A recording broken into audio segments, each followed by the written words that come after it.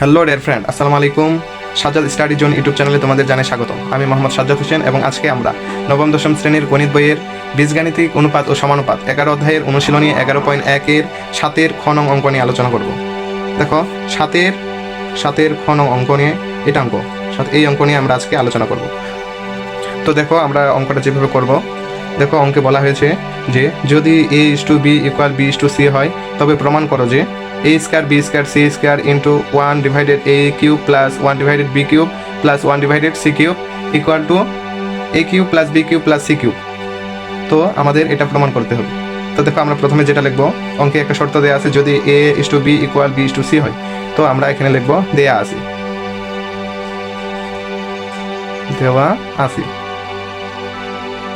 কি দেওয়া আছে, a/b = b/c। তো আমরা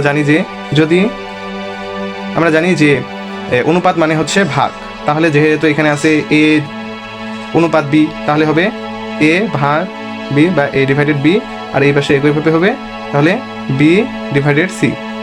তো এখান থেকে আমরা এটাকে আর গুণন করব। দেখো, এখানে আর গুণন করলে হচ্ছে b আর b হচ্ছে b স্কয়ার, আর এই পাশে হচ্ছে a আর c গুণ করলে হচ্ছে ac। তো এটা আমরা বের করলাম। এখন দেখো, অঙ্কে দেয়া আছে a³ a square b square c square into 1/a³ plus 1/b³ plus 1/c³। এটা সমান সমান, এটা আমাদের প্রমাণ করতে হবে। তো দেখো, আমরা লিখবো তাহলে যে এটা যেহেতু লেফট হ্যান্ড সাইড, বাম পক্ষ, তাহলে লেফট হ্যান্ড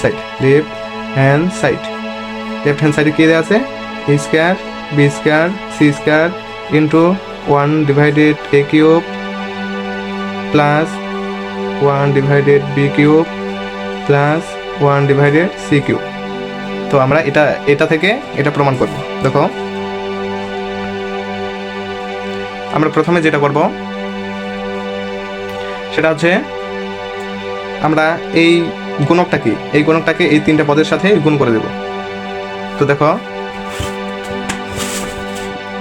আমরা এই গুণকটাকে এই তিনটা পদের সাথে গুণ করলে হচ্ছে কি হবে, উপরে হবে a square b square c square, আর নিচে আছে a³ প্লাস একইভাবে a square b square c square, এখানে স্কয়ার হবে, নিচে আছে b³। এপাশে হচ্ছে উপরে হবে a square b square c square, আর নিচে হচ্ছে c³। দেখো, এখন আমরা দেখো এখানে আছে a স্কয়ার আর এখানে হচ্ছে a³, তাহলে এখানে a স্কয়ার আর এখানকার a স্কয়ার যদি কাটে দেয় তাহলে নিচে থাকবে কি থাকে a, আর উপরে তাহলে a স্কয়ার যেহেতু চলে গেল তাহলে উপরে থাকবে b square c square plus নিচে হচ্ছে b³ আর এখানে আছে হচ্ছে b স্কয়ার, তাহলে ওই একইভাবে এখানে b স্কয়ার গেলে নিচে থাকবে b, আর উপরে b স্কয়ার চলে গেলে থাকবে a স্কয়ার c স্কয়ার। এই পাশে ঠিক একইভাবে নিচে হবে c আর উপরে হচ্ছে a স্কয়ার b স্কয়ার। তো দেখো, এখন আমরা যেটা করব, আমরা এটাই রেখে দেব, এবং এই পদটাকে দেখো, যেহেতু a স্কয়ার c স্কয়ার আছে তাহলে আমরা ac হোল স্কয়ার লিখতে পারি। নিচে থাকছে b এবং এই পাশে a square b square c, ওটাই রেখে দিলাম। দেখো, এরপরে আমরা কি করব,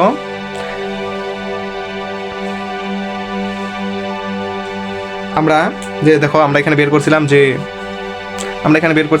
যে b square equal to ac, আমরা লিখতে পারি এটা।